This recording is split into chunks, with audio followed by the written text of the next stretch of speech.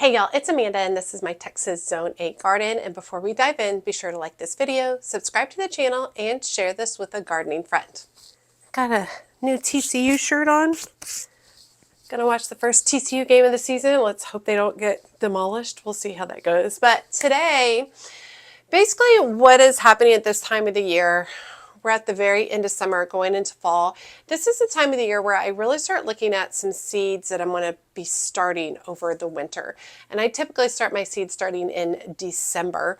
And I like to buy those seeds around now as opposed to later at the end of the year, for one main reason, and that at the end of the year, I have Christmas and the holidays, which tend to be very expensive, and I do not have room in my budget to be buying additional seeds at that time. So I like to buy them a little bit earlier on so I can spread things out amongst my budget. With that being said, today I'm going to discuss 5 tips for buying seeds online, because I felt like when I first started buying seeds and plants and bare roots and such online, it was really intimidating. So I want to talk about a few tips to make that whole process easier and to help you along your way to get some really good quality seeds at a great price. So we've had a lot of rain lately. It's the perfect time to just kind of cozy up with a warm drink. And when I say warm drink, I mean something with whiskey, and start filling my carts with seeds. Going online, checking out my favorite seed companies, picking out the seeds that I'm kind of dreaming about and that I would like to start this next year. It's literally one of my favorite garden traditions, just that whole vibe and whole feel of just starting to prepare for the new year. And after years of buying seeds online, I've learned a few tips along the way to get really good quality at a really great price. Okay, so let's start with tip number 1, and that is to research seed companies before buying. Now, research can be a lot of different suggestions and ways. You want to look for trusted companies with good reputations. I get some of my best reviews or suggestions from you all.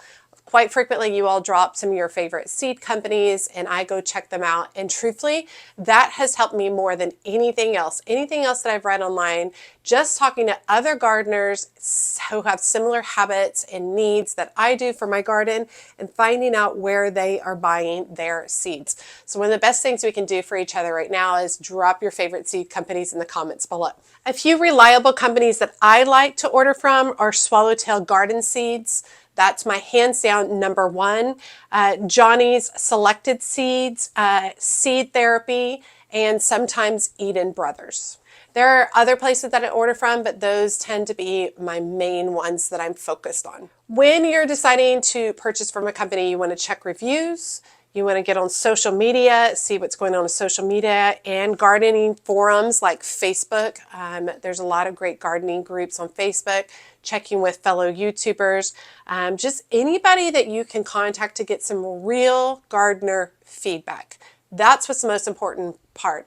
Finding, talking to, or reading up on what real gardeners think of that company. Now, a big caution, all right?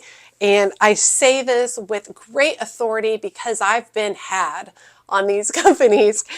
Avoid random Amazon, eBay, and Etsy seed sellers unless they're verified, unless you've taken the time to go read reviews, follow up on them, and see what's going on. They can sometimes be mislabeled or they can be old seed stock. Like a lot of those companies will buy the heavily discounted seed stock from other companies and then just resell it at the new year with a new germination rate on it, so totally shouldn't be doing that. But definitely read up on those and see what your thoughts are. I have definitely been had and have wasted money specifically on Etsy companies. So definitely do your research on those before you spend your hard-earned cash. But like I said, the best thing you can do is talk to other gardeners. Where are other gardeners buying their seeds and why are they buying from those companies? And I definitely can do another video that breaks down the specific companies I like and why. But specifically, Swallowtail Garden Seeds, great varieties, great prices, great product. Johnny Selected Seeds, a little bit more expensive, but they always are tried and true good quality seeds, which I love. Seed Therapy, they used to be called Southern Seed Exchange. Now they're called Seed Therapy, and they are heavily discounted prices for really inexpensive. It's not going to be pretty, it's not going to have all the pretty packaging, but you get some good quality seeds for really inexpensive. And then Eden Brothers is usually, if I'm looking for something very specific, I'll drop over to Eden Brothers and buy a little bit from them. Okay, tip number 2, check germination rates and expiration dates. This is something I'm doing a whole lot more of. So basically, seed packets usually have a packaged 4 date and or expiration year to kind of give you a direction of how old those seeds are, how long that you're going to get the best germination rates. Typically, the older the seeds are, the lower the germination rate gets. So in the US, reputable sellers test seed viability. They basically have germination rate testing requirements through our government services, and they typically will have those on their packaging. Now, you can certainly buy from companies who aren't doing that. It's not the best practice for those companies that aren't doing that. It tends to be very small beginner companies and such, and as they grow and they hit a certain amount of people or a certain amount of product, then they have different requirements that they have to follow in regards to germination rates. So you can definitely buy seeds from a smaller, little known company, and you might have great luck. However, if you're like me and you have a very limited budget, it is really hard for me to take a risk on those companies because I only have so much to spend, and I need to make sure that I'm getting really good quality product for the money that I have. So you can definitely be, sorry, this is just bothering me today. My apron on. The microphone is just touching my skin and driving me crazy. Okay, so typically higher germination rates equal a better chance of success, especially for pricier or rare seeds like Lysianthus or begonias or seeds that are really difficult to germinate. So if you have a really unusual seed that typically has a lower germination rate just because it's rare and unique, make sure you do the research and spend the money at the company that has the higher germination rates. It's going to give you better success in the end. Now, let's say you find a company, you love the seeds and they're awesome and you really want to order them, but there's no germination rate listed. You can't find that information. Definitely feel free to reach out to the company. A good company is going to either just be straight up with you and say, hey, we don't run those tests, we don't have that information, which that's their choice and that's fine. Or they do have that information, they're going to pass it along to you. If you don't feel comfortable reaching out to the company about germination rates, feel free to just move on. Find somebody else. There's always somebody going to be selling the seeds somewhere, so you will be able to find what you're looking for somewhere else. Germination rates and expiration dates are also something that you really need to keep up as you continue to store your seeds over time. So one of the things that I will be doing this fall, pulling down all my seeds, and I'm going to be pulling out all my majorly expired seeds because in the past I've just kept them. And this last year, I really started a whole lot of seeds that were old. And shocker, I had very low germination rates and it almost wasn't worth the effort. So I'm going to start clearing out all those expired seeds. I don't need them in there. I don't have a lot of space and I don't need to waste the time on those that are much older. And a lot of those really stem from earlier on when I was seed starting. I bought all the things, right? I tried all the things. I wanted to try as many things as possible just to get more and more experience. Now I'm very specific and I'm more detail oriented when ordering my seeds, which gives me a lot less waste and a lot more success in my seed starting. So for example, for what I'm looking at right now, like the seeds that I'm looking at right now, I'm looking for early spring annuals like petunias, geraniums, Also looking at impatiens to tuck into my shade garden. So I'm really looking at a lot of annuals for spring, which is exciting. I'm also looking at some perennial seeds to start, although I started quite a bit this fall, so I don't have to start as much of them in the winter, but really focusing on a few perennials that are interesting to me and that I would like to add to my garden space. I'm also going ahead and planning ahead for my spring planters. So what I want my spring planters to look like, whether they're in the shade, whether they're in full sun, and then choosing seeds that go with the look and style and feel that I want to go for in those containers. And I get those started, in December and January, and come March, after I get past my last frost into March, I can plant up beautiful spring containers where I grew all the plants in them from seed. And really breaking it down into small little segments when I'm searching for seeds makes life so much easier instead of trying to look at everything as a whole. If I just really focus and I'm like, hey, I'm going to look at spring annuals for my garden beds, and the colors I love are dark pink and light pink, and that's my focus, and that's what I'm looking for seeds. That's what works best for me, to break it down into smaller little categories instead of trying to shop everything as a whole. Okay, tip number 3, know your zone and growing conditions. Super important, especially for my beginner gardeners. Know your zone. You can get online. If you're in the US, you can look up the USDA zonal maps and find out where your zone is. Very, very important. It's really good to also understand that my Texas Zone 8 is not going to be the same Texas Zone 8 in South Carolina, right? It's going to be, or Texas Zone 8. It's not going to be the same Zone 8 in South Carolina. The Texas Zone 8 is going to be very different from South Carolina Zone 8, right? So we have very different conditions. We have a lot of Zone 8s in California. That is nowhere near the same of what's going on in here in Texas. So even though we might have the same zones, we have very different conditions. Many seeds are going to look super tempting in the catalogs. The catalogs are made to get you to buy stuff. Like, they're beautiful, right? Because they want you to buy the things. And it's super tempting to just go ahead and just grab them, right? Without the research. But they won't thrive everywhere. Those seeds are not going to be good in every single location. So we have to do the research. For example, buying cool season flowers like larkspur in Texas Zone 8. That's great and fun and awesome. However, they have to be planted in the fall. They have to be sown in the fall. So if you're buying them in the midwinter, you can't plant them until the following fall, right? So you really have to do some planning and really looking at what seeds are going to work best for you in your zone and your conditions. And when I say conditions, you're going to look at different aspects of your garden. Seeds that I'm choosing for my backyard garden are different than things that I would be choosing for my full sun west garden that's out front. So you're looking at your conditions. You're looking to where you have full sun versus shade, maybe a swampier, more wet area versus a dry area. Maybe you have drip irrigation, or maybe there's a whole area that only gets hand watered. You really have to look at your conditions and figure out what seeds will work well in different areas. Try not to think of your garden as a giant whole when you're shopping for seeds or plants or bare roots or whatever, okay?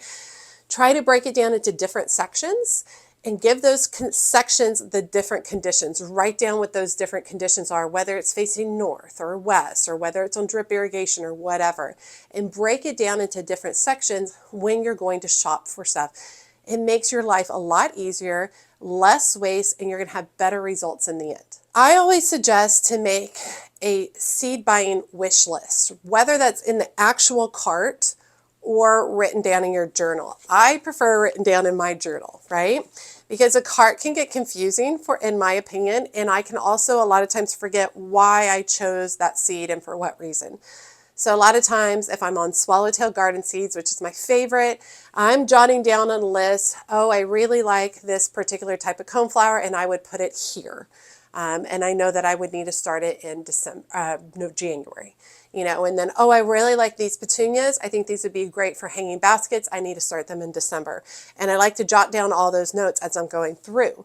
And then at the end, I go through my notes and I really break it down for what's reality. What am I really going to start? I don't need 4 different types of petunias to start for hanging baskets, right? I need 1 or 2 potentially. So that really allows me to organize my thoughts, to make sure that I'm staying on budget and that I'm not spending excessively. And then I'm also not putting myself in a position where I'm super stressed because I bought too many seeds and I really don't have a place to put them. Okay, number 4, tip number 4, compare prices and shipping costs. This is a super important, in my opinion. Price is very important to me. I am a budget gardener. I only have so much to work with. And a lot of times for buying seeds, like I told you, typically a lot of us buy seeds like the very end of this year or at the very beginning of next year.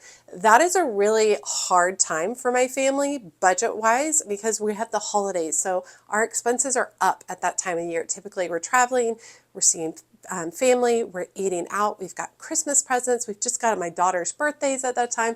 We just have a lot going on at that time of year, which is why I try to spread out my expenses and buy seeds spread out throughout the year.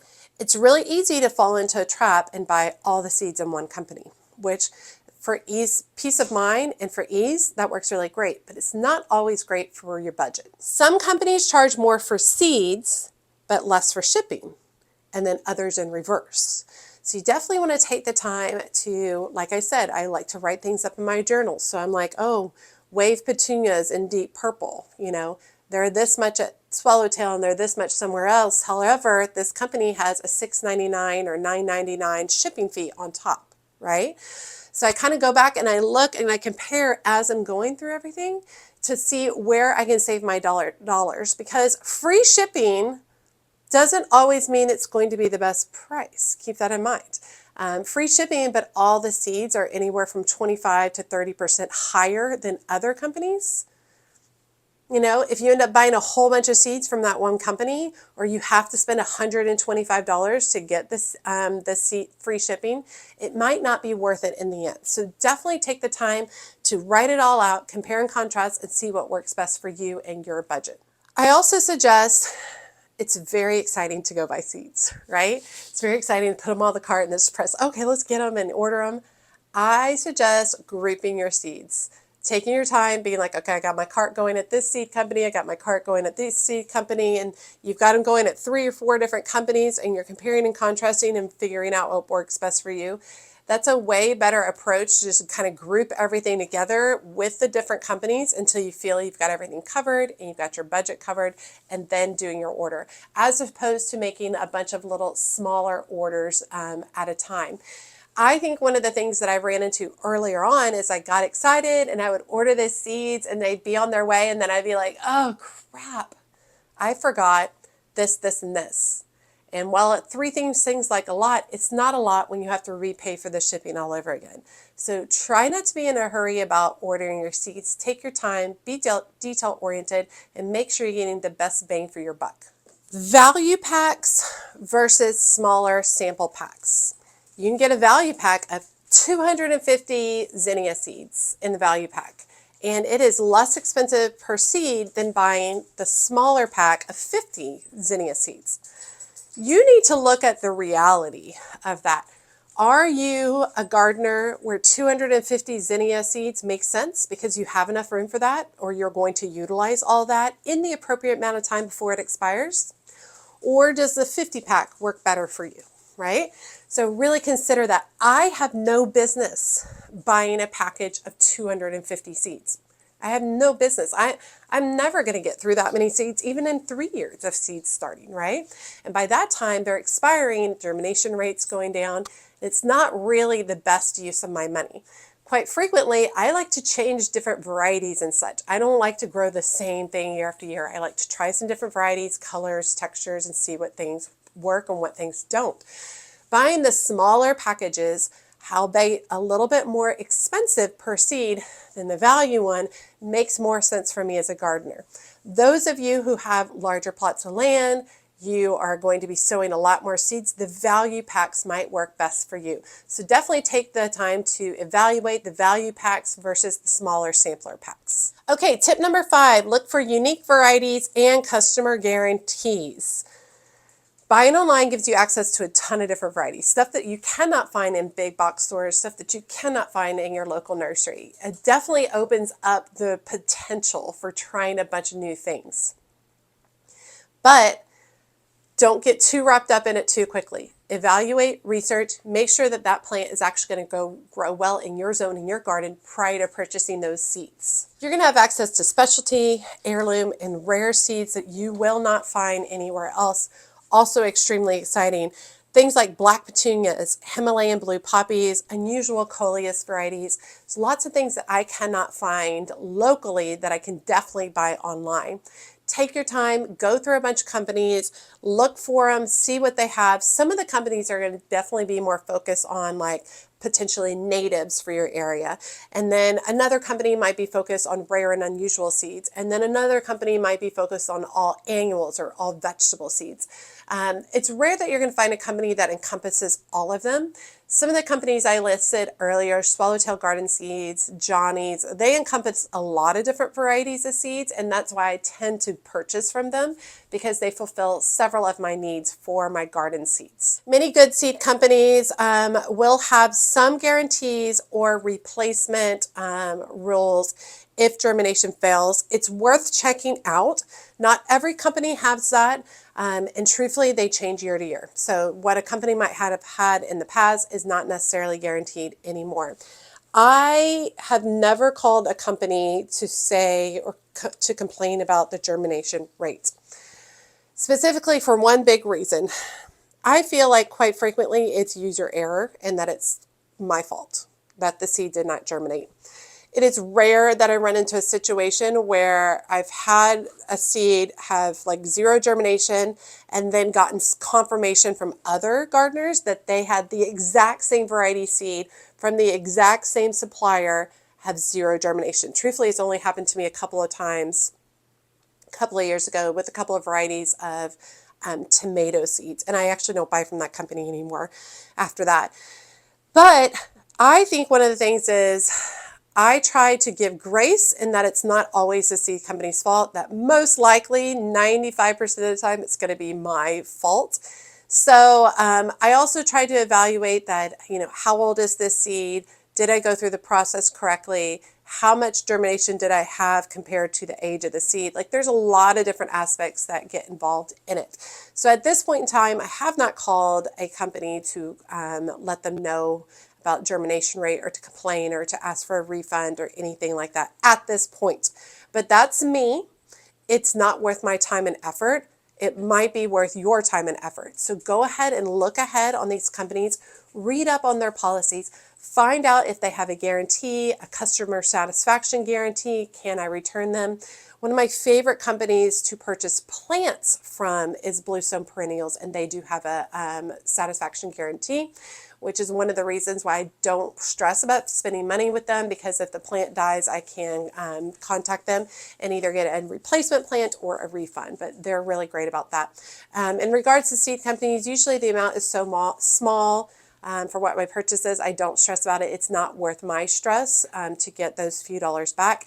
But if it is worth it to you, take the time to research and find out what their return or guarantee policies are. Okay, those are my 5 tips. They seem like generic. They're not. These are things that I've thought about for a long time that are very important to me and that I run through anytime I'm sitting down to buy seeds. Quite frequently you all will suggest seed companies for me, and quite frequently I will respond back, I'll check them out. And I do. At that exact moment that you sent me that comment and I'm replying to it, I'm checking them out at that exact moment. I immediately go through, check the company, and I check reviews and get my thoughts on them. And if they look good for that general start out, they get moved to another list to evaluate in more detail later on. That's typically what I do. That works, I think, the best. I think the best thing we can do is listen to each other and find out what each other is using, because that's where I feel like I'm going to get my best results. So a couple of bonus tips: sign up for newsletters. Quite frequently, all these companies will have newsletters and you will get 10-15% off your first order. So I feel like it's worth it just to put my email address in it. Some other people won't, because you don't want your email address spread around. I don't stress about it. I'm totally that person in my personal email where I have like 11,000 emails in my inbox. You can judge me, it's okay. You'll get those discount codes, you'll get early access to sales and alerts on restocks on rare varieties. Quite frequently, you'll get first access, first dibs on seeds that are coming up, so they're less likely to sell out by the time you get there. Another tip for buying seeds online, organizing your thoughts: take screenshots, all right? Take a screenshot of, say you're on Swallowtail Garden Seeds, you're looking at petunias, you like this petunia, screenshot it for the amount of seeds that are in it at the price and such, and then you can organize a bunch of your screenshot photos within different folders in your phone so you can go back and look and contrast and compare at a later point in time. Love doing that, makes my life a whole lot easier. Okay, I hope you guys have enjoyed this. I'm really into lately trying to teach tips and tricks to make all the gardening processes easier, talking about plants that work for me, talking about different seed companies, talking about different methods, like anything where I can pass on information of what's worked well for me. That's what I've really been trying to do during this kind of weird hot season where it's definitely the heat of summer, but we're getting into fall and there's just not a lot for me to do outside as of yet. However, I will say this week I'm going out and I'm starting to plant up the fall plants that I started from seed. I'm so excited about that. I've already started my winter seed buying list. I will be doing a video as I'm purchasing from each of the individual companies, talking about which seeds I'm buying and why, in case you want to purchase any of those seeds and follow along and grow along with me. So I will be having those videos coming up. Currently working on my Swallowtail Garden seeds, and I'm working on my Johnny's seeds, and I'm working on my seed therapy seeds. So I'll be buying from potentially just those 3 companies. I don't want to get too many more companies than that because I get confused. About 3 companies works well for me. Okay, let me know down in the comments. Couple of things. What seeds are you what's on your list this year? What seeds are you wanting to buy to start growing over the winter and ready for spring? What companies do you prefer above all to buy seeds online? Let us know who those are. All right, I hope you guys enjoyed today's video. It was fun just kind of putting all my thoughts together on this stuff, and I hope these tips will help you and encourage you when you're buying seeds online. As always, make sure you like and comment on the video. Every time you like and comment, it helps grow the video and my channel so much. And if you don't feel comfortable leaving a comment, just drop me an emoji below, letting me know that you made it to the end of the video and you say hi. And check me out in my Patreon community. It is still growing. It's a group of lovely people. The link is in the video description below. I'm about to post about holding my first live for my higher up patrons. We are going to be doing basically sitting down and working on our garden journals together at the beginning of each month, planning ahead what our thoughts are for the upcoming month, working through problems and solutions for our gardens and planning ahead. I'm really looking forward to that. That's going to be a live for my Bloom Buddies and for my Sprout Squad groups. I'm really excited about that. It's a great group of people. You can join at a free tier where it costs no money, and then you just see some daily posts and stuff like that. And there are additional paid tiers. Higher up in the tiers, the more access you get, including lives, exclusive videos only available on Patreon, as well as group chats and photo sharing. As always, she's a mad gardener or a decorator or anything else that she wants to be. Thanks, y'all.